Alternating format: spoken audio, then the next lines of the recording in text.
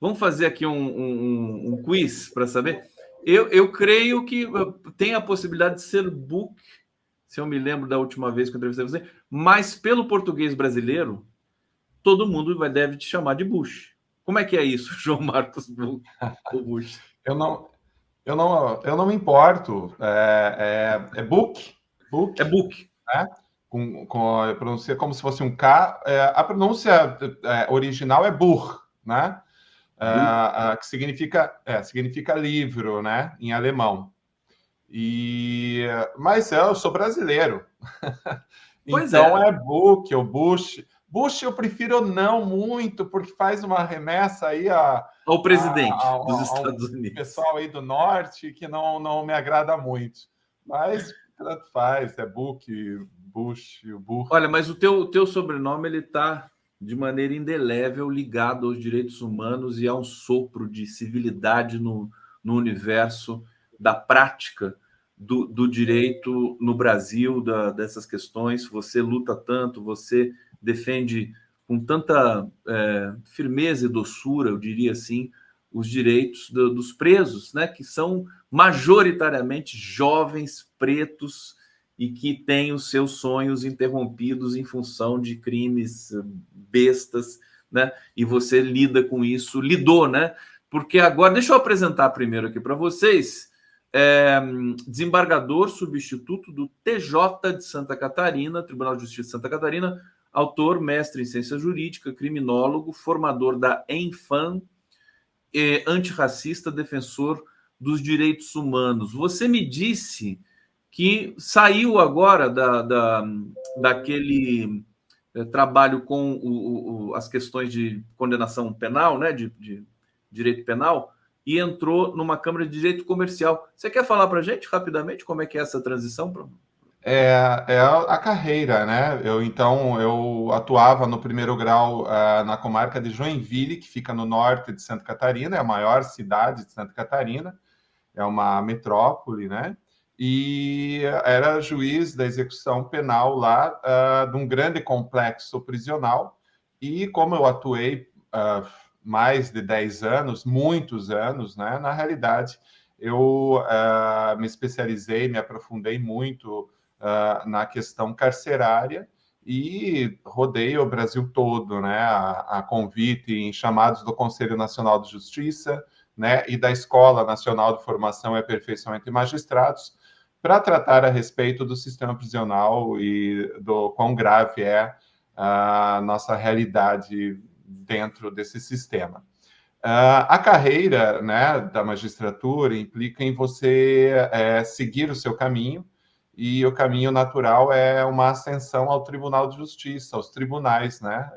Então, você ascende no seu estado, seja na Justiça Federal, seja na Justiça do Trabalho, ou na Justiça Comum, ao Tribunal de Justiça, que é onde você, em tese, se torna um desembargador. Então, eu vim a Florianópolis para atuar no Tribunal de Justiça em razão da minha carreira e do tempo de trabalho, e estou, então, como desembargador substituto, né? Significa que, num primeiro momento, aqueles desembargadores que se afastam, por exemplo, para a presidência, foi se tornar presidente do Tribunal de Justiça. Então, ele deixa a jurisdição na Câmara, né? E aí um desembargador substituto vai lá e o substitui durante todo esse período em que aquele titular está afastado na presidência do tribunal, que é exatamente o que está acontecendo comigo. Eu estou substituindo o presidente do Tribunal de Justiça na Câmara de Direito Comercial, onde ele era o titular, né? E essa transição é muito interessante, porque o meu compromisso é com os direitos humanos, o meu compromisso é com o sistema de justiça criminal, mas isso, com o tempo, ele retorna, né? Com o tempo, existe a possibilidade de eu caminhar de volta para o sistema de justiça criminal numa Câmara criminal, onde eu penso que onde eu penso que eu posso ser um instrumento mais útil à justiça, né? A justiça eu nem solidária preciso social. falar pro Buch, meu querido João Marcos, que toda a experiência dele poderia virar um livro, porque já virou, e ele escreve assim, de maneira muito intensa, né? São muitos livros publicados. Você ficou quanto tempo na área penal antes de agora? 10 Olha, eu anos? trabalhei muito tempo como juiz criminal, né? Ou seja, em vara especializada em crimes contra a administração pública, né? Então, processei e julguei muitos acusados de corrupção, de desvio, de fraude, né? Enfim, crimes envolvendo a administração pública. E depois disso eu fui para a execução penal. Então, nesse total aí, foram mais de 20 anos. Foram mais de 20 anos. Trabalhando apenas com o sistema de justiça criminal. Primeiro, processando e julgando pessoas, e depois executando penas, que é na execução penal, onde eu fiquei quase 12 anos fazendo execução penal, entrando nas prisões e... Você é alguém que vai... Você continua indo agora? Agora muito menos, né? Se for o caso. Agora mas menos. você não abandona completamente. Agora, quando eu tenho eventos, né, seminários a respeito da execução penal, do sistema prisional, ou então a pedido do Conselho Nacional de Justiça para fazer alguma inspeção, para, né, fazer alguma atuação em alguma unidade prisional e vara de execução penal do Brasil todo, né? Mas agora se torna um pouco mais esporádico. Ainda assim, o meu contato permanece e é frequente, né? Agora, Conde, é um cuidado que você diz assim, você costuma ir na prisão, mas, ora, todo juiz criminal e de execução penal deve ir na prisão. Se eventualmente não vai, alguma coisa está errada, né? Porque nós, como juízes, temos que saber para onde que nós estamos mandando as pessoas presas, né? E nós temos que saber em que momento, no momento em que essa pessoa presa sairá de lá.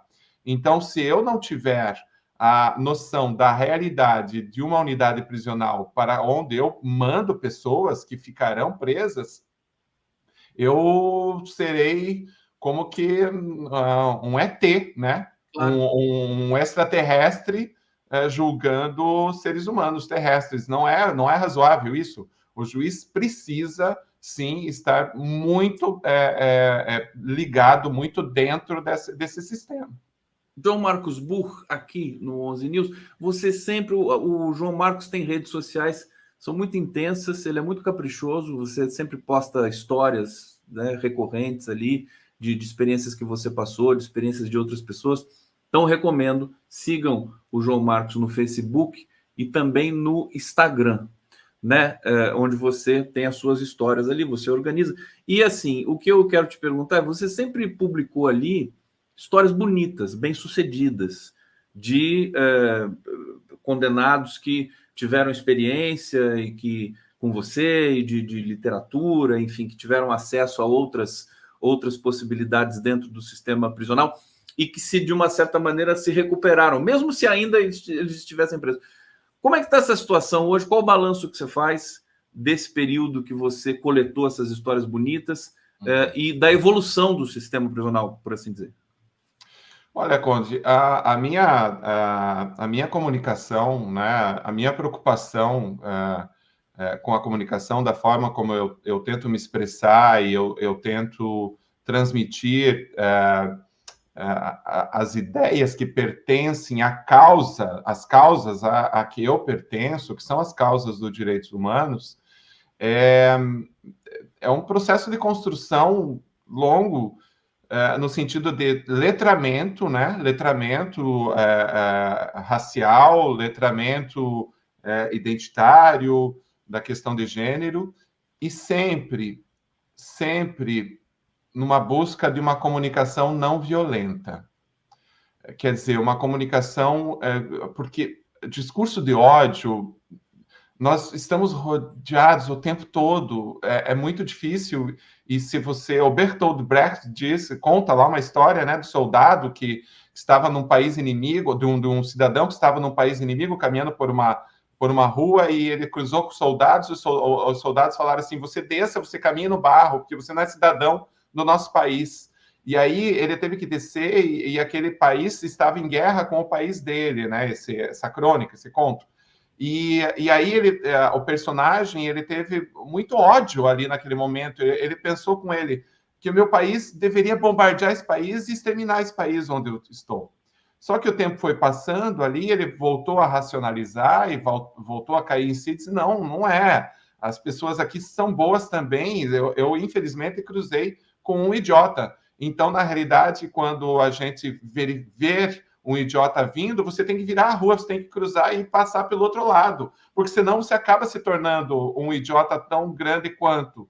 Então, esse discurso de ódio que a gente vê no país, e via muito mais no governo anterior, do governo do presidente, né, Bolsonaro, um discurso realmente odioso, fazia com que a gente entrasse nessa onda de violência e insana, né? Então, o meu cuidado é trazer essa comunicação não violenta, é dizer, olha, existe uma forma de nós caminharmos para um futuro melhor, para um país melhor, uma nação melhor, com uma comunicação mais razoável, mais racional. Então, essa é a minha preocupação sempre. Eu tento, sempre pergunto, converso com pessoas, digo, olha, o que você acha disso? Olha, João Marcos, acho que ficou muito incisivo.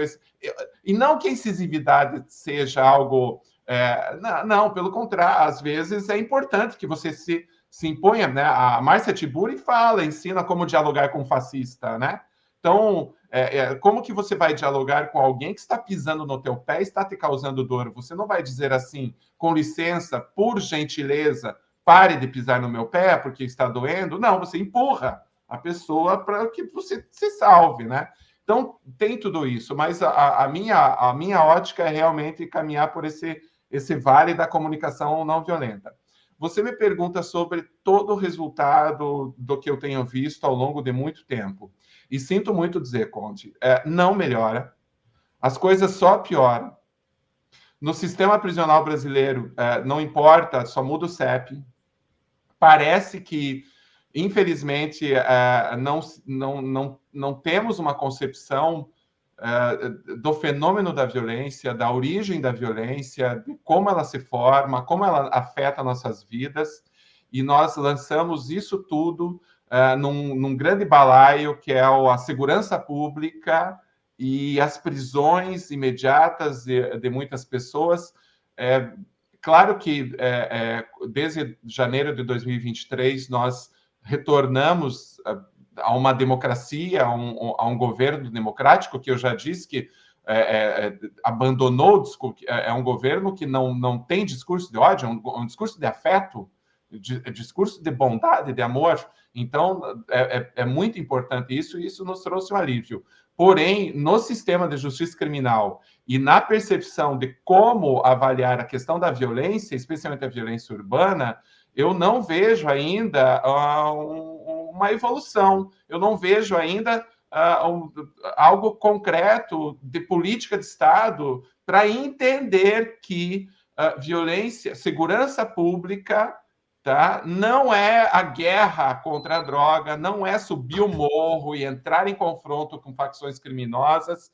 Nós vamos conseguir segurança pública a partir do momento que a gente tiver uma política pública de saúde pública, de educação pública, de saneamento público e no que se refere a essa juventude negra, vulnerabilizada e periférica que está sendo mandada para dentro das prisões, nós temos que mudar o eixo dessa história. Temos que reconhecer que vivemos num país estruturalmente racista e que essa juventude está sendo exterminada. Isso, Conde, eu não vi ainda. Eu vi por parte do Ministério dos Direitos Humanos, do ministro Silvio Almeida. Sensacional. Um ministro que nos traz Ele se preocupa muito com esse tema, né? E que se preocupa muito. Mas em matéria estrutural, eu não vi ainda algo muito relevante. E resumo da ópera, né? Depois de tanto tempo trabalhando com execução penal e lutando para que exista um direito penal mínimo que o Estado compareça muito antes, né, do que com apenas o seu braço penal, eu não vejo evolução. Eu vejo o que está acontecendo no Rio de Janeiro, nas favelas do Rio de Janeiro, na Maré. A Maré está sofrendo o tempo todo. Muito. A Maré, que é de onde, né, veio a Marielle Franco. Eu vou te perguntar na próxima sequência sobre isso, sobre o que fazer, né, para minimizar o dano, melhorar esse quadro. O pessoal aqui no bate-papo está perguntando quais livros que o João Marcos Buch escreveu. São tantos que eu vou entrar aqui no site da Amazon e a gente dá um passeio rápido ali, só para vocês verem quanta. É só você clicar João Marcos Buch na Amazon ou qualquer outra livraria, você vai ter acesso a tudo que ele escreveu. Quer ver? Olha só que maravilha. Pela ordem da Amazon, Aprisionadas Lágrimas de Homens. Isso aqui me parece um dos seus últimos, né? Foi o penúltimo, né? Penúltimo livro. É bacana, assim, é uma Olha que referência. capa linda. Você vai falar um pouquinho para a gente. Olha, Execução Penal Aplicada, são livros técnicos, são livros que são da ordem também da crônica. Tá aqui, Execução. Encontre-me no Café em Paris. Olha só, cada trabalho magnífico. É um catálogo especial. Prisioneiros e Juízes, Relatos do Cárcere, aqui em parceria com o Alex Giostri. Execução Penal Aplicada, tudo isso aqui do João Marcos Buch, Crônica de um Juiz que Solta. Olha que bonito isso aqui. Isso aqui acho que eu tenho. É naquele box que você me mandou uma vez, você me presenteou, que é um box magnífico, pela editora... Qual que é a editora mesmo? Editora Giostri. Giostri. Que é por onde sempre você... Olha quanta coisa que tem aqui do João Marcos Buch. É impressionante. Quantos livros publicados você tem? Você tem noção? Eu creio que mais de 15, né? Por aí. De autoria, mais de 15. Fala um pouco desse. Qual que é o último? O último depois das Aprisionadas Lágrimas de Homens, né? São dois, na realidade. Tem um que é Leitores do Cárcere, que eu organizei e junto com um grupo de jovens, psicólogo, advogados e tudo mais, eu não encontrei ele porque ele é novo, é Leitores do Cárcere. Nós estudamos e lemos muitos autores que tiveram experiências no cárcere, como, por exemplo, Victor Hugo, eu me lembro Dostoiévski, Memórias da Casa Morta. Dostoiévski, Graciliano Ramos. Graciliano não entrou, Graciliano não deu tempo no Memórias do Cárcere, né? Não deu tempo, e São Bernardo não deu tempo. Mas Racionais MC, Sobrevivendo no Inferno, né? Então, e livros publicados por detentos de projetos com os quais eu trabalhava, que é Cárcere, a Prisão Funciona, os presos da comarca de Joinville escreveram. Então, nós nos reunimos, estudávamos esses livros, debatíamos e resolvemos fazer uma compilação desses estudos, que eu acho que é uma boa fonte de pesquisa, né, para a área. E o último é Depois da Aprisionadas Lágrimas de Homens, que vem, então, depois do Aprisionadas Lágrimas de Homens, que é uma referência ao livro da Conceição Evaristo, Insubmissas Lágrimas de Mulheres. Eu li o livro da Conceição, me emocionei e disse assim, vou aqui fazer algo envolvendo histórias de presos, as histórias que eles traziam para mim e a minha relação com essas histórias e as minhas vivências. Então, cada crônica tem o nome de um dos apenados, claro que é fictício, né, para preservar, né, a privacidade. E então esse é o Aprisionadas Lágrimas de Homens. E aí, nesse período de transição, em que eu saio da execução penal, venho para Florianópolis, trabalhar no Tribunal de Justiça, que é uma corte, e que se você não cuidar, você se torna... você acaba se rendendo ao canto da sereia e achando que é um nobre, né? Então eu fiz uma transição, mais ou menos as crônicas que eu escrevo a respeito da minha subida no Morro do Mocotó, que é a favela do Mocotó, que fica exatamente atrás do Tribunal de Justiça, o meu contato com as pessoas em situação de rua, que eu estou procurando entender, né, essa realidade. Ou seja, eu estou procurando sair do tribunal. Você conhece o padre Júlio Lancelotti pessoalmente? Creio que sim, né? Pessoalmente, não. Mas aqui, Eu acho que vocês dois poderiam fazer uma coisa em parceria espetacular, né? E nós temos um Júlio Lancelotti em Florianópolis que se chama Padre Wilson Gro. Ele mora há 40 anos no Morro. Assim, o trabalho que o Padre Júlio Lancelotti faz, o Padre Wilson Gro faz. Ele tem o Instituto IVG, o Instituto Wilson Gro, que é uma rede que trabalha com contraturno e atendimento a jovens. Eles chegam a atender 6 mil jovens diariamente em toda a Grande Florianópolis, nas comunidades vulnerabilizadas, e a partir dele eu tenho ido muito nesses coletivos e conhecido muito dessa realidade que é bem difícil. História maravilhosa. Você está em Florianópolis agora? Sim. Você não está em Joinville mais, né? Não, agora você Florianópolis. Tá em Florianópolis. Olha, deixa eu trazer comentários aqui rapidamente do nosso público. O José Carlos Faria está dizendo aqui: prefeito, análise genuína suas premissas sobre os Estados Unidos. Rosângela da Silva Pereira: a Caixa Econômica Federal está na mão de corruptos, contratos ilícitos? Aqui. José Carlos Faria, mais uma vez. Genuíno e Flávio, 2 votos a favor do Maduro. Márcio Silva: o canal do Conde é o único canal progressista tratando desse tema com clareza, profundidade desse escândalo. Parabéns, Conde. Obrigado, querido.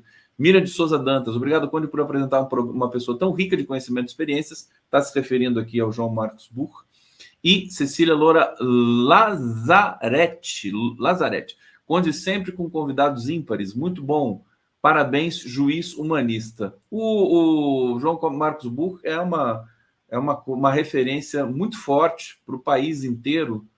E eu queria que você falasse, antes de perguntar um pouco dos caminhos para a gente, né, o processo contínuo que você se inscreve de humanizar, reumanizar e aprimorar processos aí do sistema penal brasileiro, eu queria que você falasse um pouco de direitos políticos e sistema penal. Quer dizer, o direito do encarcerado. Como é que é isso? Sob que aspecto você tem investigado isso, que eu vi que você está investigando esse tema?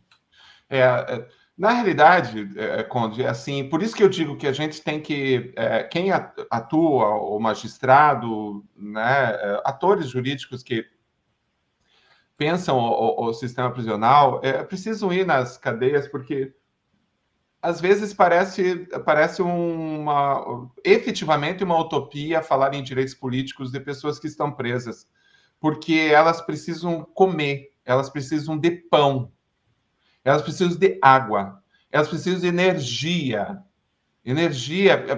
que chegue à noite e que tenha uma luz ali dentro. Porque tem localidades no nosso Brasil que não tem nem energia, que anoitece e ficam no breu e no calor, e na umidade, e com os mosquitos, e sem água corrente, com tonéis.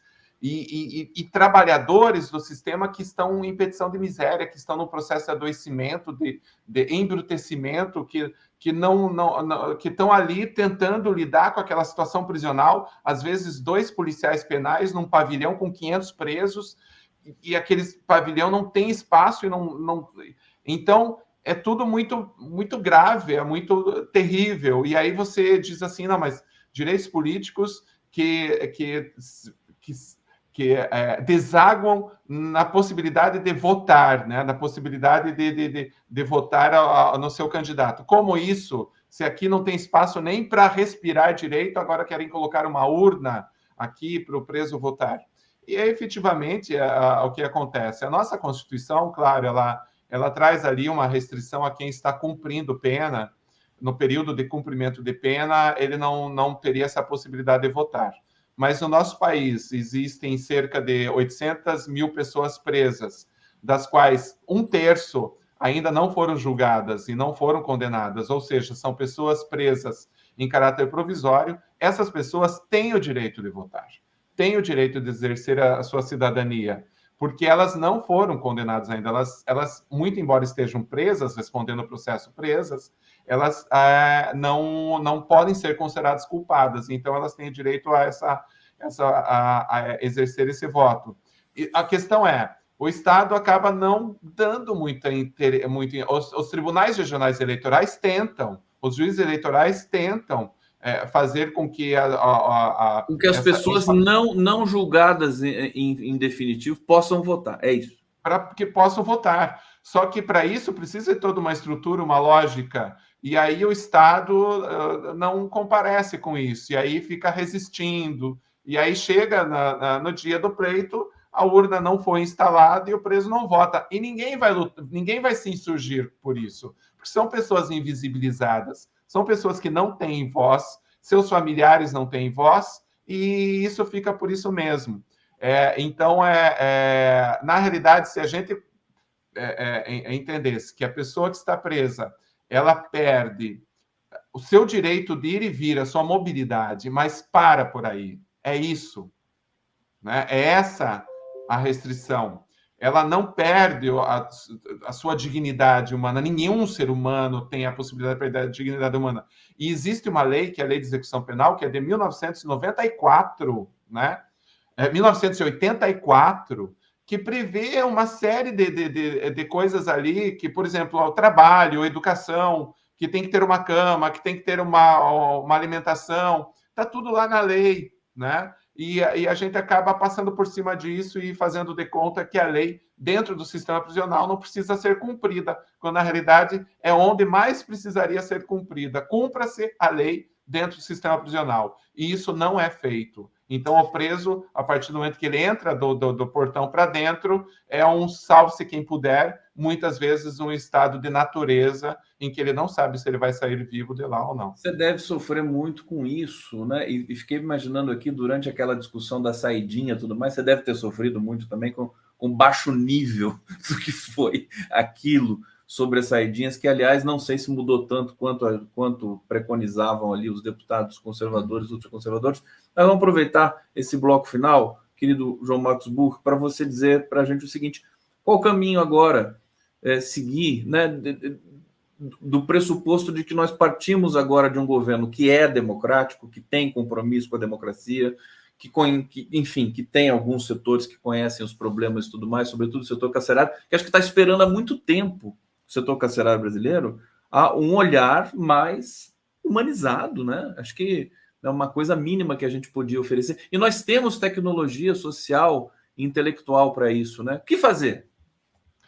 Olha, o Conselho Nacional de Justiça, junto com o Supremo Tribunal Federal, a partir da ADPF 347, que declarou estado de coisa inconstitucional no sistema prisional e apontou a responsabilidade do Poder Judiciário para com esse estado de coisas inconstitucional, no sentido de que o Poder Judiciário tem uma obrigação até mesmo de gestão dentro desse sistema, que seria exclusivo do Poder Executivo, e como o Poder Executivo há muito tempo, há muitos anos, não faz a sua lição de casa, o Supremo disse assim, o Judiciário também é responsável, vai ter que assumir esse papel. Então, está tendo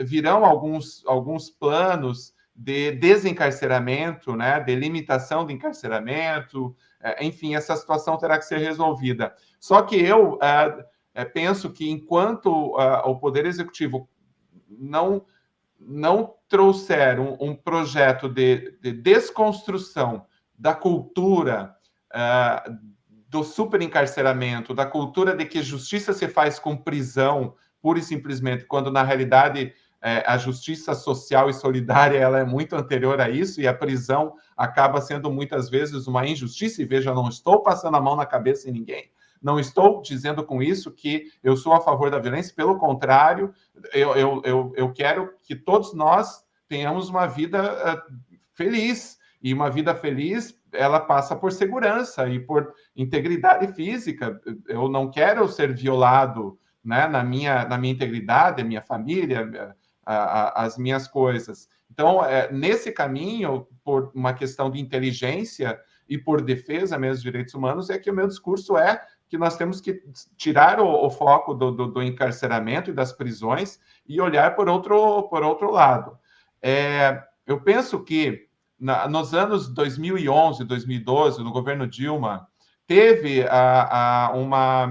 uma política de desconstrução dessa cultura do encarceramento, com grupos de trabalho do Ministério da Justiça para fazer alternativas penais, justiça restaurativa, modelos de unidades prisionais pequenas.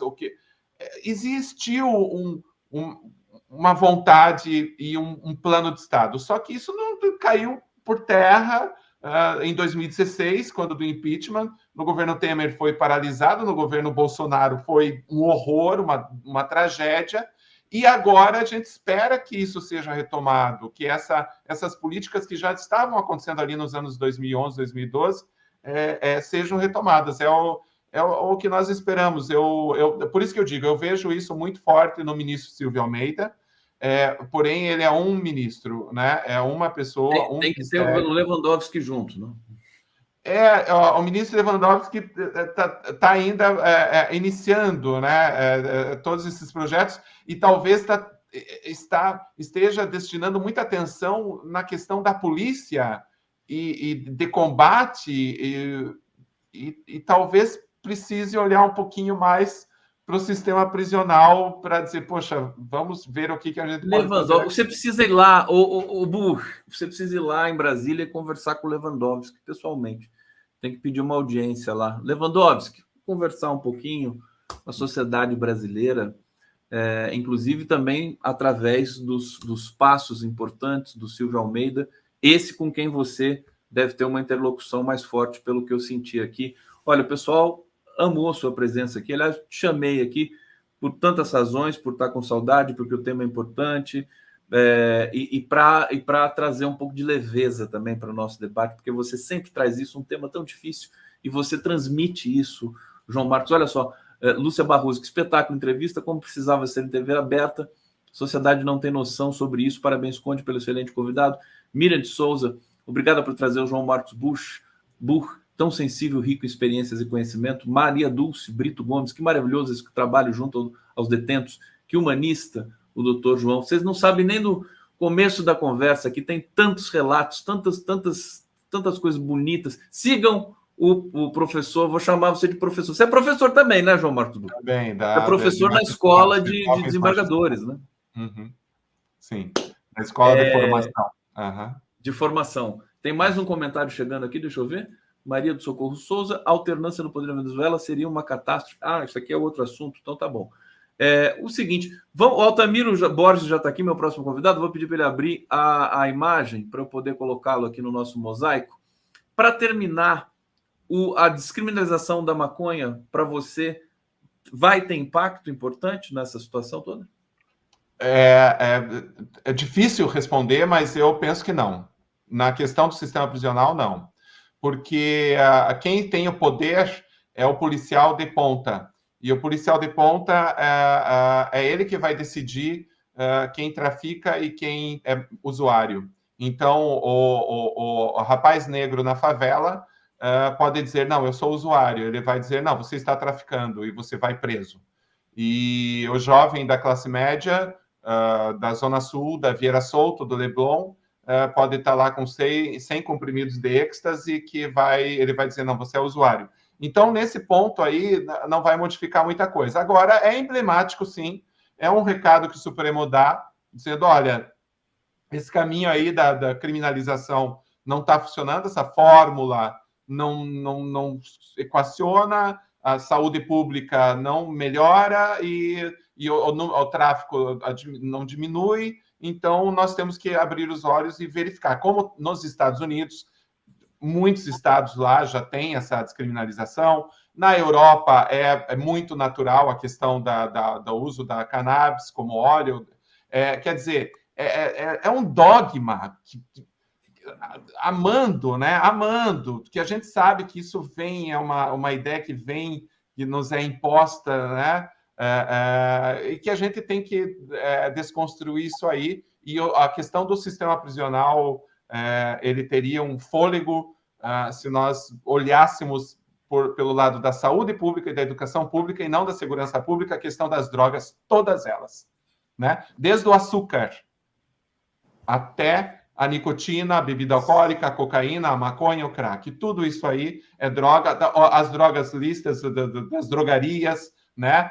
Todos esses remédios que fazem dormir, que daí fazem ficar alerta, isso aí quer dizer, isso é saúde pública, né? Só que são eleitos alguns casos ali para que a maneira do racismo estrutural, do extermínio da juventude pobre, periférica e preta do nosso país. A forma de controle é feita através da guerra às drogas.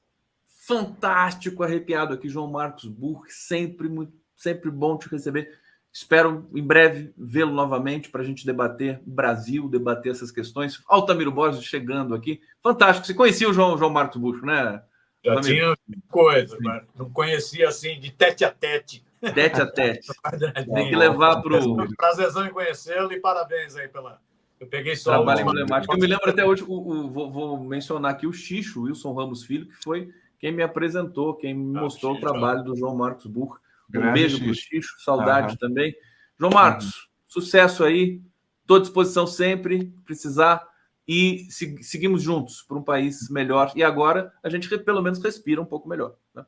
Obrigado, Conde. Parabéns pelo programa aí. Vou seguir acompanhando também a entrevista com o Altamiro e parabéns aí pelo programa. A gente tem que ir junto e de mãos dadas que a gente vai conseguir chegar lá, sim, né? Tá bom?